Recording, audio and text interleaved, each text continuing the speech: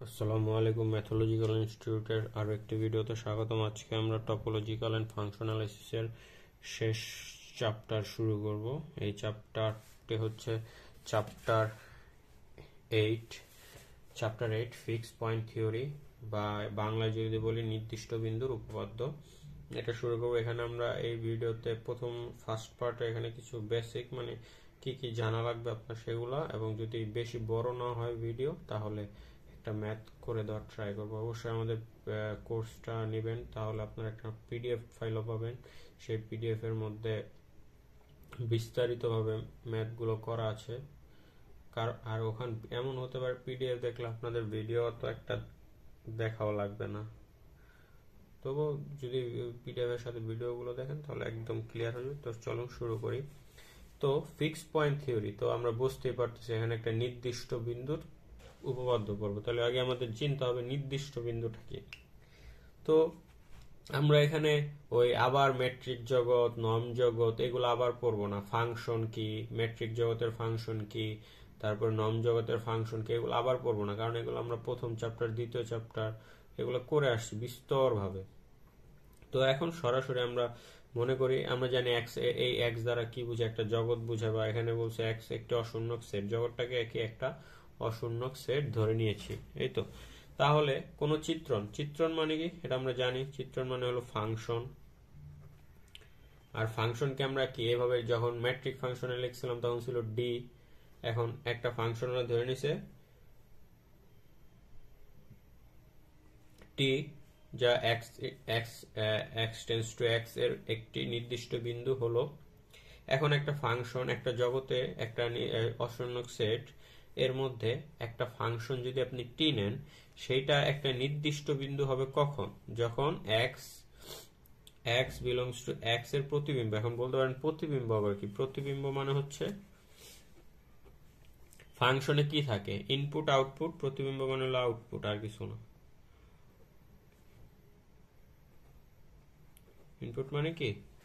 Output. এই প্রতিবিম্ব মানে কি? আউটপুট নিজে। মানে কি, আপনি যদি এক্স সেটের মধ্যে, এক্স অশূন্যক সেটের মধ্যে টি একটা ফাংশন দেন, তাহলে এইটা যদি তার সেম প্রতিবিম্ব দেয়, মানে আপনি এখানে যদি এক্স একটা বিন্দু ইনপুট করেন, ফাংশন মানে কি ইনপুট দিলে আউটপুট দেবে, এই তো।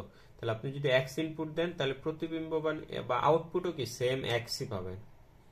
বুঝতে পারছেন? একে কি বলা হয়? ফিক্সড পয়েন্ট বলা হয়। যে এখানে বলছে দেখেন, এটা যদি আপনি লেখেন তাহলে আপনার নির্দিষ্ট বিন্দু সংজ্ঞাটা হয়ে গেল। যে মনে করি এক্স একটি অশূন্যক সেট, তাহলে কোনো ফাংশন টি এর একটি নির্দিষ্ট বিন্দু হলো এমন একটি বিন্দু এক্স বিলংস টু এক্স যার প্রতিবিম্ব নিজেই। যেমন এই নির্দিষ্ট বিন্দুকে প্রকাশ করা হয় কি টি অফ এক্স সমান সমান কি এক্স।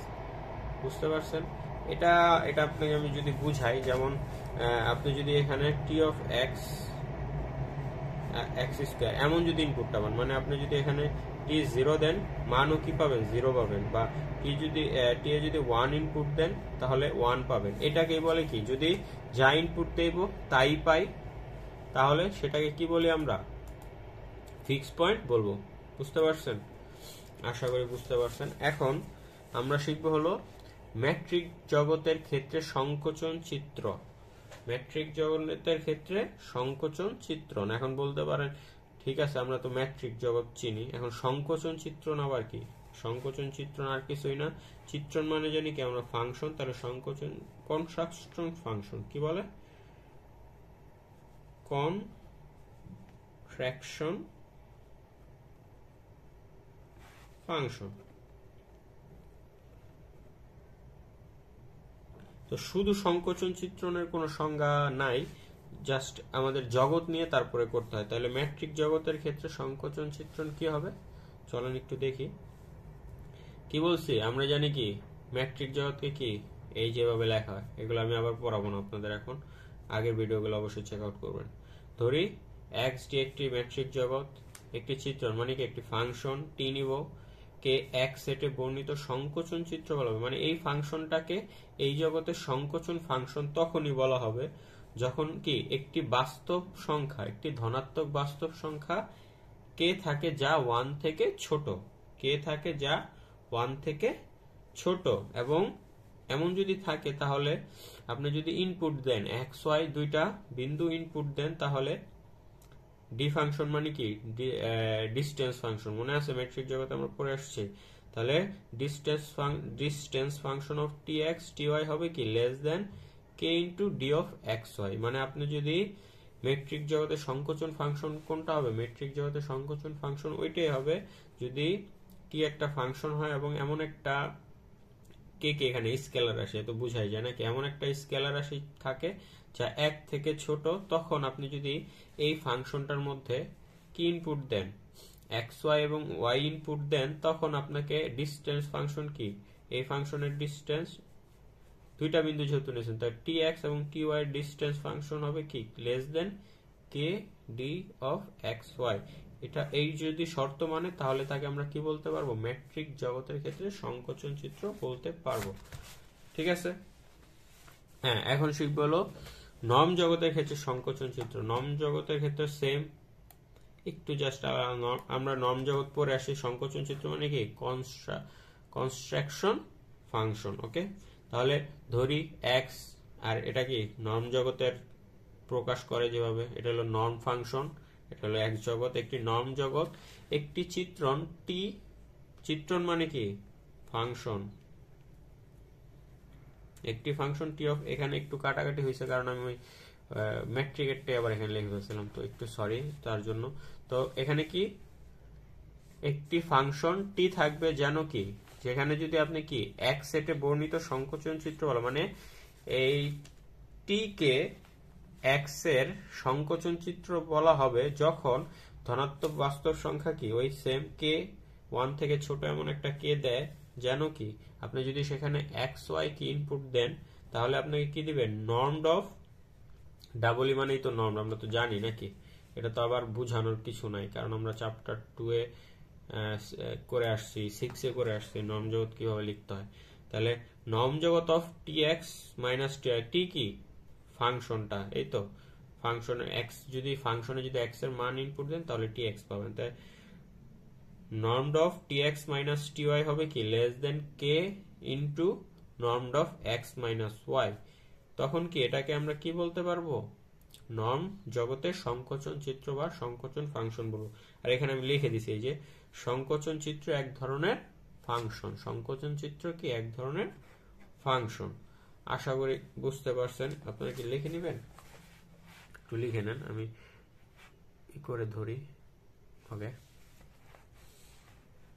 আমার হাতের লেখা একটু খারাপ আমি জানি, কিন্তু বোঝার, আমরা ম্যাথ নিয়ে পড়ি, এখানে আমাদের হাতের লেখা তো একটা ফ্যাক্ট হওয়ার কথা নয়।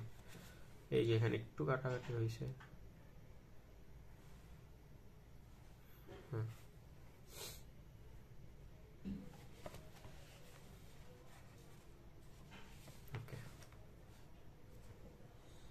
হ্যাঁ চলেন এখন আমরা ম্যাথটা শুরু।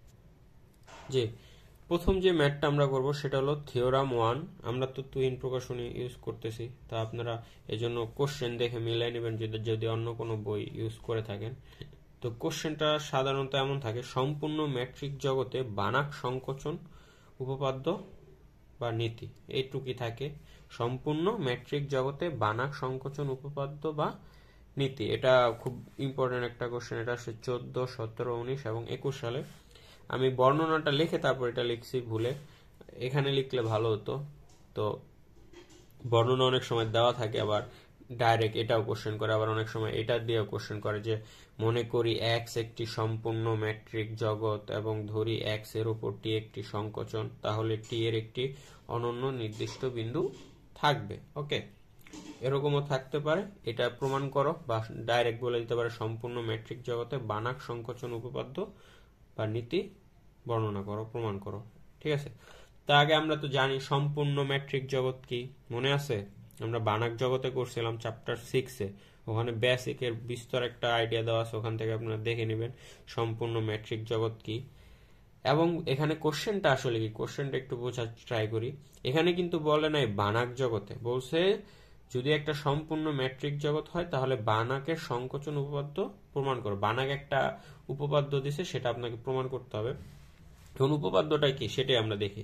তো এখানে সম্পূর্ণ ম্যাট্রিক জগৎ আমরা ধরে নিছি, মনে করি বর্ণনার মধ্যে মনে করি এক্স একটি সম্পূর্ণ ম্যাট্রিক জগৎ। তাহলে ধরি x এর উপর t একটি সংকোচন, আর আমরা জানি কি সংকোচন ফাংশন, এই যে একটু আগে করে আসছে, সংকোচন ফাংশন কি দ্বারা প্রকাশ করতেছিলাম, এই যে t দ্বারা সংকোচন ফাংশন লিখছিলাম। তো সেখান থেকে লিখছি যে t একটি সংকোচন, তাহলে t এর একটি অনন্য নির্দিষ্ট বিন্দু থাকবে। এইটাই বানাক প্রমাণ করছে। বানাক কি করছে, যে একটা যদি সম্পূর্ণ ম্যাট্রিক জগৎ হয় এবং সেখানে যদি একটা t সংকোচন থাকে, তাহলে t এর জন্য যখন এই t ফাংশনে কোনো ইনপুট দেব, তার জন্য একটা অনন্য নির্দিষ্ট বিন্দু থাকবে। এমন একটা নির্দিষ্ট বিন্দু থাকবে যেখানে কি একটাই, মানে শুধু একটাই বিন্দু থাকবে যেখানে কি আপনি যদি x ইনপুট দেন x পাবেন, আর বাকি ক্ষেত্রে কি অন্য উপাদান পেতে পারেন, কিন্তু এমন একটা বিন্দু পাবেন যেটার ক্ষেত্রে কি ওই বিন্দুটা ইনপুট দিলে আপনি শুধু কি ওই বিন্দুটাই আউটপুট হিসেবে পাবেন। সেটাই কি বানাক প্রমাণ করে গেছে।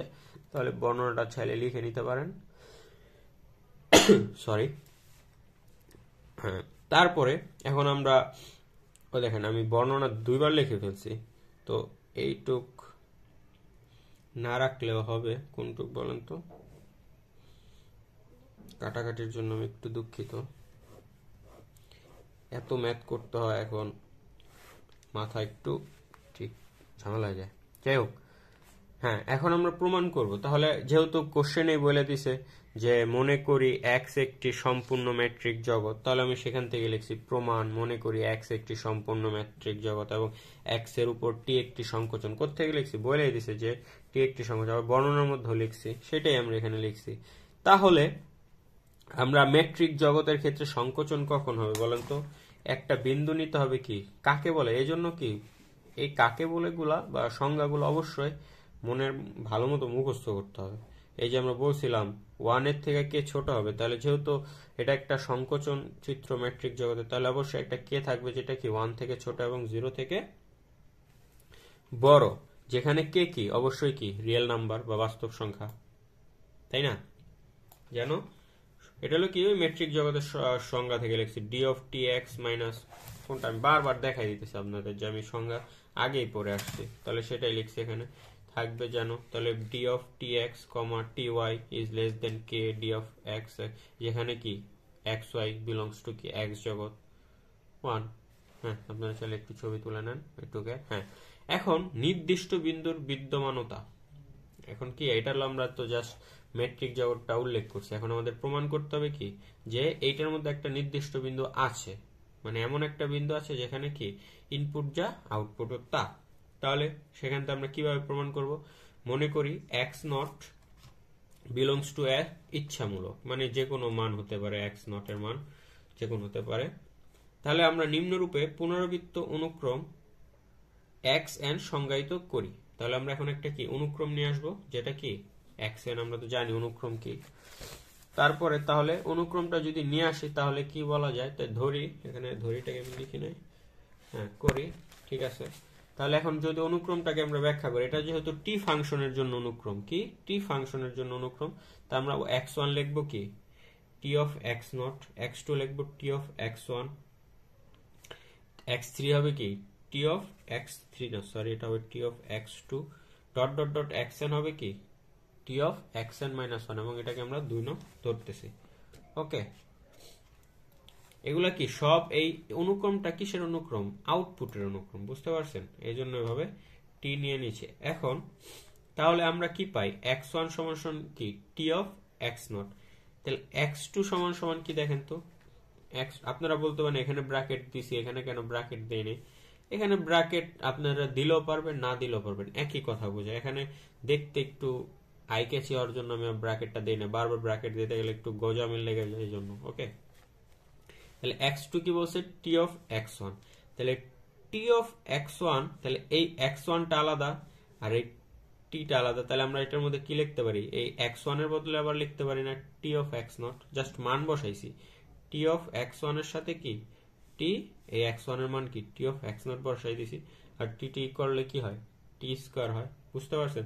সেম এক্স থ্রির ক্ষেত্রে মানে কি, এক্স থ্রি মানে হলো টি অফ এক্স টু, এটা কি একটু বোঝা যায় না, হ্যাঁ এক্স থ্রি মানে হলো টি অফ এক্স টু, তাহলে টি অফ এক্স টু মানে কি, টি অফ এক্স টু মানে হলো টি এবং এক্স টু মানে হলো টি অফ এক্স ওয়ান, তাহলে T T of X one এর মান হলো কি, এই যে এক্স টু এর মান বসাই দিছি টি স্কোয়ার এক্স নট, সেখান থেকে এটা তো এভাবে ডট ডট ডট ডট করে এক্স এন এর মান কি আসবে বলেন তো। আমরা এক্স নট দেখেন এখানে প্যাটার্নটা লক্ষ্য করতে পারতেছেন, এক্স টু এর ক্ষেত্রে T square X naught, X three এর ক্ষেত্রে T to the power three X naught, তাহলে এক্স এন এর ক্ষেত্রে হবে T to the power N X naught, যেটাকে আমরা সমীকরণ 3 দিতেছি। আশা করি বুঝতে পারছেন। সহজ অঙ্ক, এই চ্যাপ্টার একদম সহজ লাগবে আপনাদের কাছে পানির মতো, কারণ আগের চ্যাপ্টারগুলো যদি ভালো করে করে আসছি আমরা অনেক। তাহলে সুতরাং এক্স এন হলো টি এর পুনরাবৃত্ত প্রয়োগের ফলে, তাহলে আমরা এই অনুক্রমটার মধ্যে লিখতে পারি যে এটা একটা কি পুনরাবৃত্ত প্রয়োগের ফলে x not belongs to x এর প্রতিবিম্ব সময়ের অনুক্রম। মানে এইখান থেকে আমরা দেখতেছি কি এই যে এক্স এন অনুক্রমটা হলো কি প্রতিবিম্ব সমূহ, মানে কি ফাংশন বা আউটপুটের অনুক্রম।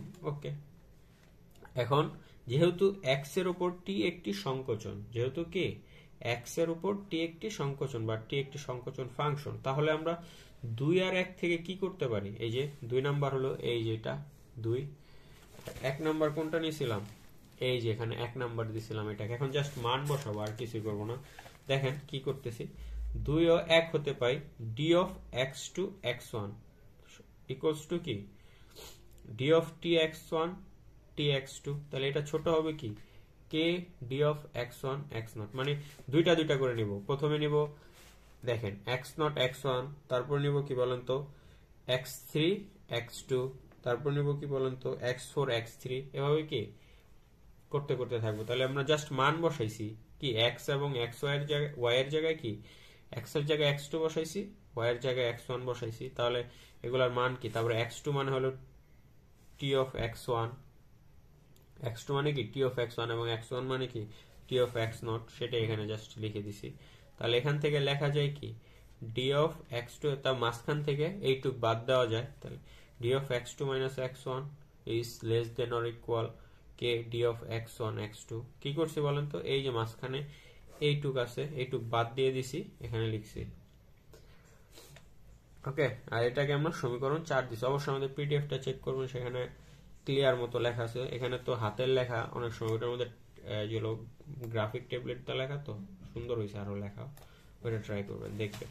তারপরে আবার D of X three comma X two এর ক্ষেত্রে কি হবে, same X two T of X two এর মানে টি অফ এক্স নট বসানো যায়, টি অফ এক্স নট হবে না, সরি, এটা হবে টি অফ এক্স ওয়ান। তাহলে এটা এবার কি, তাহলে K D of X two comma X one থেকে ছোট, তার মাঝখান থেকে আমরা এইটুক বাদ দিতে পারি, সেখান থেকে লিখছি। ঠিক আছে, এখন দেখেন এখানে আমরা কি করছি, আমরা এইটাকে এখানে নিয়ে আসতে চাইতেছি। কিভাবে নিয়ে আসতে চাইতেছি সেটা একটু লক্ষ্য করেন আপনারা। ঠিক আছে, যে K of D X one X naught থেকে যদি এটা বড় হয়, আমি এখন যদি কে কে স্কোয়ার করে দিই, তাহলে অবশ্যই কি এটা থেকে আবার কে অফ স্কোয়ারটা বড় হবে, তাই না? কে অফ স্কোয়ার থেকে কি এটা বড় হবে, তাহলে আমরা এখান থেকে আবার এইটুকু বাদ দিয়ে দিতে পারি, তাহলে লিখতে পারি কি D of X three comma X two is less than X square K square D X one X naught. এখন আমরা এটা কেন করতেছি স্কোয়ার, জাস্ট আমরা কি একটা প্যাটার্ন নিয়ে আসবো, কে এর প্যাটার্ন নিয়ে আসবো, কি কে এর প্যাটার্ন নিয়ে আসবো এর জন্য। এই যখন দেখবেন এখানে আপনারা এভাবে জিনিসটা ভাবতে পারেন, ডি অফ শেষেরটা এখানে কি টু আছে, কে এর পাওয়ার দিতে হবে কি টু, সেম এখানে দেখেন। তাহলে এই প্যাটার্ন থেকে লক্ষ্য করলে আমরা কি লিখতে পারি,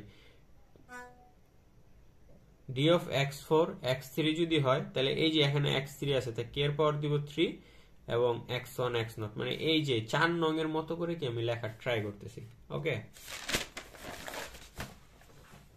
তাহলে সাধারণভাবে যে কোনো ধনাত্মক সাধারণভাবে ধনাত্মক যে কোনো ধনাত্মক পূর্ণ সংখ্যা n এর জন্য আমরা কি পাবো, এখন আমরা যদি n এর জন্য করতে যাই তাহলে আমরা কি পাবো, তাহলে কি আমরা এক পদ আগে নিব, কি যেমন এখানে ছিল কি এক্স ফোর এক্স থ্রি, তাহলে কি এখানে আমরা একটা বাড়াইতে হবে n প্লাস ওয়ান, এখানে নিতে হবে এক্স এন, তাহলে এক্স এন আছে, কে টু দি পাওয়ার কি হবে n হবে D of X one X not. এই ম্যাথটা অনেক বড় একটা ম্যাথ, একটু সময় লাগবে, কিন্তু সহজ অনেক বুঝতে, কোনো কঠিন কিছু নাই।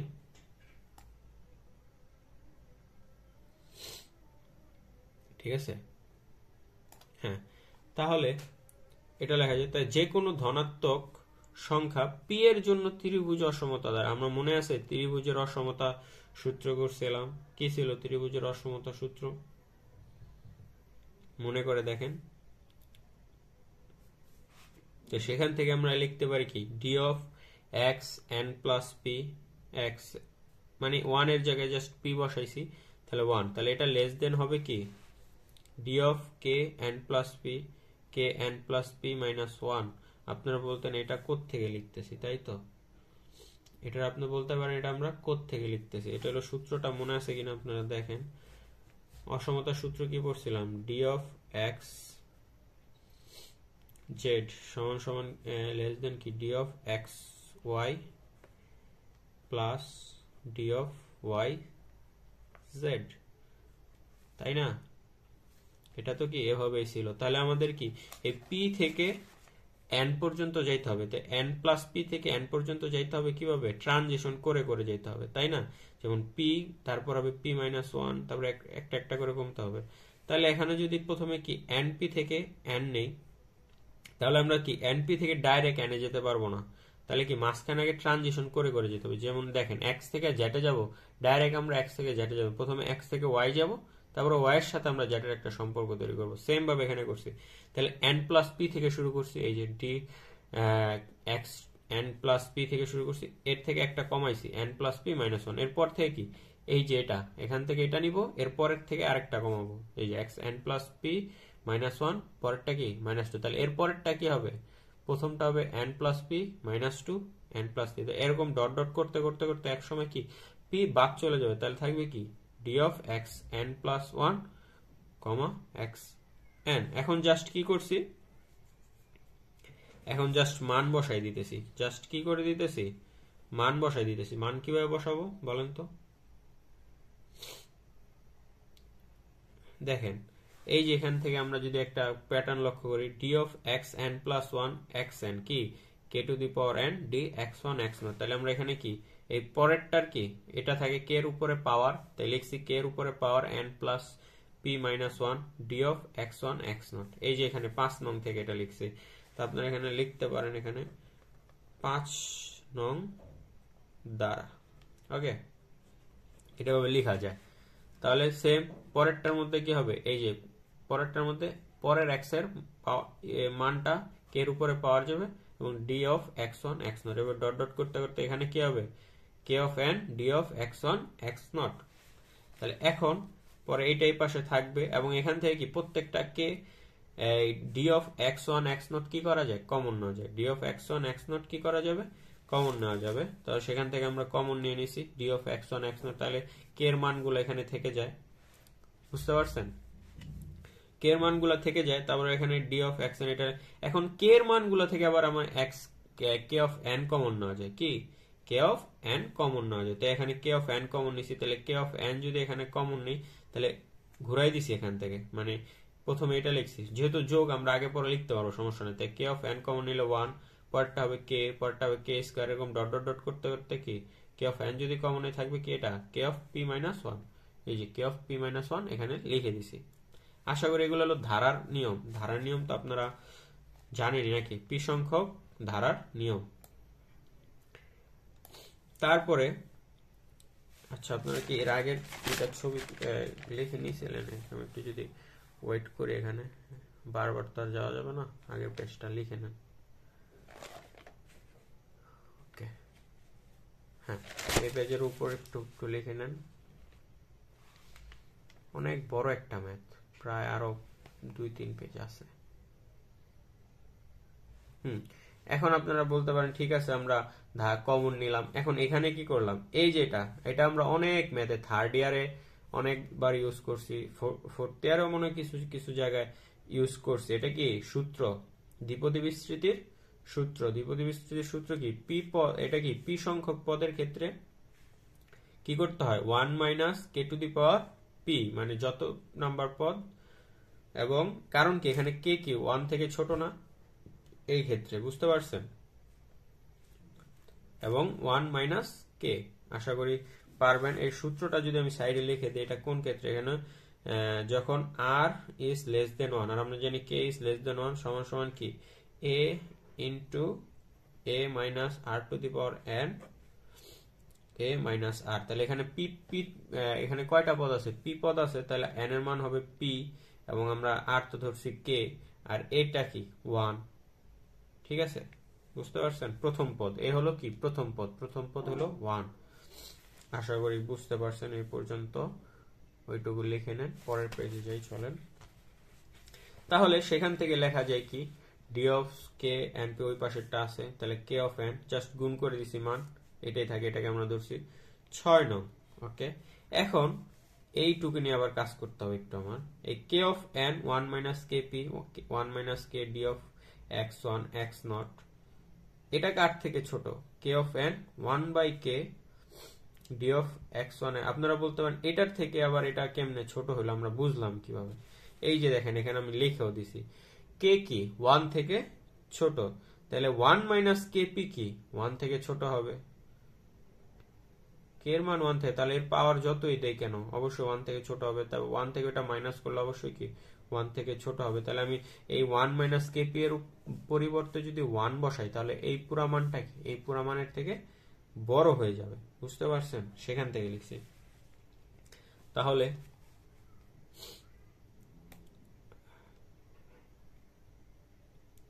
সরি, একটু অনেক বড় ম্যাথ, আরো আছে 2 পেজ পুরো আছে। হ্যাঁ, একটু লিখে নিছেন এ পর্যন্ত? ওকে, এখন যেহেতু 0 আমরা জানি কে 1 থেকে বড় 0 তে, কাজেই কে অফ এন কি অবশ্যই টেন্স টু 0 হবে। K of N tends to 0 যখন কি এন টেন্স টু ইনফিনিটি। এখন আপনারা বলতে পারেন এটা কোত্থেকে পেলাম আবার কে এন টেন্স টু 0?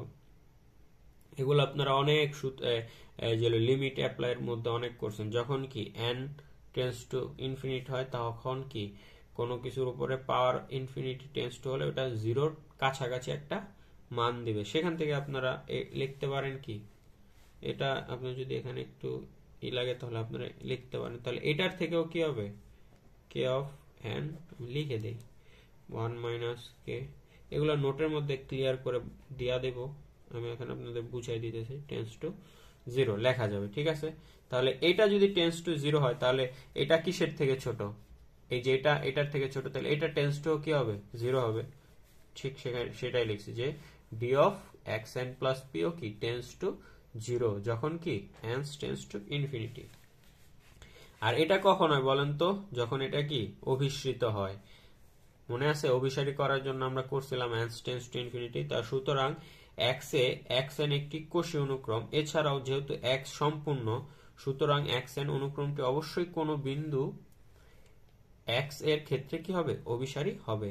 এটা দ্বারা কি প্রুফ হয়? এটা একটা কোষীয় অনুক্রম। যখন কোনো কিছু টেন্স টু 0 হয়, এর মানে এটা কোষীয় অনুক্রম। আর আমরা যেহেতু জানি, প্রথমেই বলে আসছে এক্স একটা সম্পূর্ণ জগৎ, আর সম্পূর্ণ জগৎ তখনই হবে যখন এটা কি হবে, কোন একটা বিন্দুতে অভিসৃত হবে। তাই লিখছি। আর অভিসারী হওয়ার নিয়ম কি, limit N tends to infinity K of X N equals to x. এখানে এটা বোঝানোর আর কিছুই নাই, কারণ এটা আমি আগেও করে আসছি।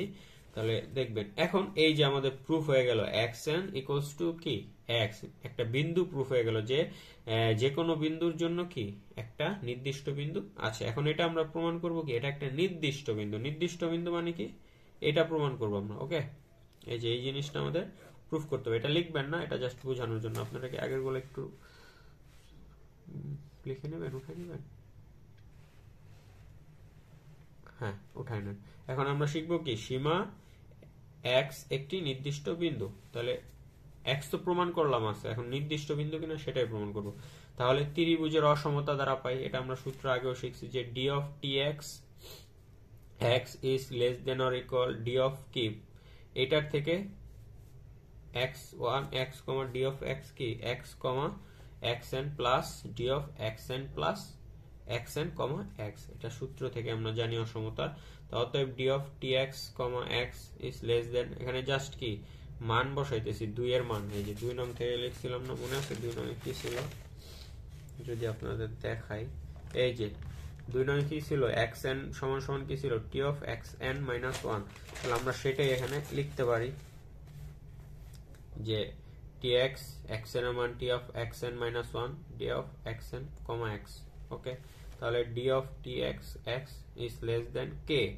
এখন কে কোত্থেকে আসছে, সেম আবার 1 নং দ্বারা, এই যে এখানে কি D of T X T Y সমান সমান কি K D of X Y. তাহলে টি টি থাকলে তাহলে এখানে দেখেন টি এবং টি আছে, তাহলে আমরা K of D X X N minus one লিখতে পারি plus D of X N comma X. Okay, ছবি তুলে নেবেন নিচের টুকু। ওকে, কি বলছে, যেহেতু X N tends to X, যখন কি এন টেন্স টু ইনফিনিটি, প্রত্যেকে এই দিকটাকে প্রমাণ করে আসছি, যখন N tends to infinity x N equals x N tends to কি এক্স, তাহলে এক্স এন মাইনাস ওয়ান ও কি হবে টেন্স টু এক্স হবে। আপনারা বলতে পারেন যে X N tends to X হলে X N minus one X কিভাবে টেন্স টু এক্স হয়। আমরা জানি যখন কোনো কিছুর মান ইনফিনিটি হয় তখন এটা খুব কি নগণ্য মান, ঠিক আছে, অনেক জিরোর খুব কাছাকাছি, তো মাইনাস করলে এটা কোনো ম্যাটার করবে না। তাহলে K of D X comma X N minus one plus D of X N comma X tends to কি হবে 0 হবে। তাহলে এগুলো যদি প্রত্যেকটা যদি এক্স এর কাছাকাছি হয় তাহলে এদের ই করলে কি হবে 0 হবে। সুতরাং D of T X comma X tends to 0। এই যে এটা না সেখান থেকে লিখে দিচ্ছি, আশা করি বুঝতে পারছেন। তাহলে এখান থেকে প্রমাণ হয়ে গেল কি T X equals to x. এখন এটা আপনারা বলতে পারেন এটা কিভাবে আসছে, এটা কোত্থেকে প্রমাণ হয়েছে। এটা প্রমাণিত আছে, এটা যদি এখন প্রমাণ করতে যাই দেখাইতে যাই অনেক সময় লেগে যাবে আপনাদের সাথে। এজন্য কি এটা মনে রাখবেন যে যখনই D of T X comma X tends to 0 হবে তখন আমরা কি টি এক্স সমান এক্স লিখতে পারবো। সুতরাং টি এর একটি নির্দিষ্ট বিন্দু কি এক্স আছে। এখন আমরা প্রমাণ করব, দেখেন দুইটা জিনিস প্রমাণ হয়েছে, যে একটা নির্দিষ্ট বিন্দু আছে, এখন নির্দিষ্ট বিন্দুর কি সীমাও আছে। এখন প্রমাণ করব যে যেই নির্দিষ্ট বিন্দুটা আছে সেটা কি একটাই নাকি অনেকগুলা। তো আমরা ধরে নিব, প্রথমে কি এটা প্রুফ বাই কন্ট্রাডিকশন করব, ধরে নিব যে অনেকগুলো আছে।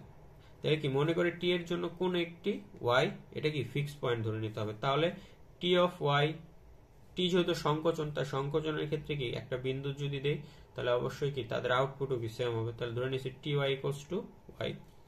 এছাড়া আমরা পাই সূত্র জানি আমরা কি D of T X comma T Y is less than or equal K D X comma Y less than লেখা যায়। এখন যেহেতু টি এর নির্দিষ্ট বিন্দু কি এক্স এবং ওয়াই, কি যেহেতু টি এর নির্দিষ্ট বিন্দু এক্স এবং ওয়াই, সুতরাং টি এক্স সমান সমান এক্স এবং টি ওয়াই সমান সমান ওয়াই। অতএব কি D of T X comma T Y সমান সমান কি ডি অফ এক্স ওয়াই 2 নং, এটা ধরতে পারি। ঠিক আছে, এগুলো সব কিসের থেকে, সূত্র থেকে, আমরা এগুলো আগে করে আসছি। ঠিক আছে, কোনো দুইটা বিন্দুর ডিসটেন্স ফাংশন যদি এটা জাস্ট আমরা মান বসাই দিচ্ছি যে D of T X T Y, T X T Y এর জায়গায় কি এক্স আর ওয়াই মান বসাইছি।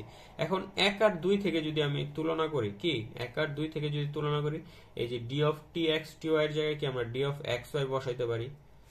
সেখান থেকে কি তাহলে এই যে জাস্ট এটা বসাইছি, এখানে এটা চলে আসছে। যে ছবি তুলে নিতে চান আপনারা এখান থেকে তুলে নেন।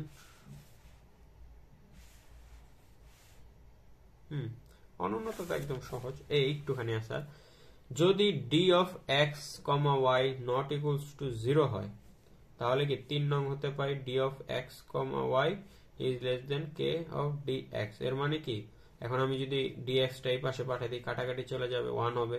তাহলে কি কে ইজ গ্রেটার দেন 1, কিন্তু এটা একটি কি অসঙ্গতি, কারণ আমরা প্রথমেই ধরে নিয়ে আসছি কে সবসময় 1 থেকে ছোট হবে, আর এখানে আসছে কি সমান বা বড়।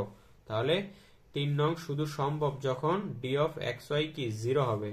এই যে ডি অফ এক্স ওয়াই 0 না ধরে নিয়েছিলাম, তাই 0 যখন হবে, তাই ডি অফ এক্স ওয়াই যদি 0 হয় এর মানে কি এক্স আর ওয়াই কি সমান। কোন ম্যাট্রিক ফাংশনের যদি দুইটা বিন্দু সমান হয় তাদের কি ডিসটেন্স 0 হয়, তাহলে এই জন্য লেখা যায় কি এক্স ওয়াই সমান। তাহলে এই নির্দেশ করে কি ট্রেন নির্দিষ্ট বিন্দু অনন্য। অনেক বড় একটা ভিডিও হয়ে গেছে, আশা করি আপনারা ধৈর্য সহকারে দেখবেন পুরো ভিডিওটা। ম্যাথটা সহজ আছে খুব, আমাদের নোটও দেখবেন তাহলে একদম ক্লিয়ার হয়ে যাবে। এটা ছিল আমাদের পার্ট 1, দেখা হবে পার্ট 2 তে।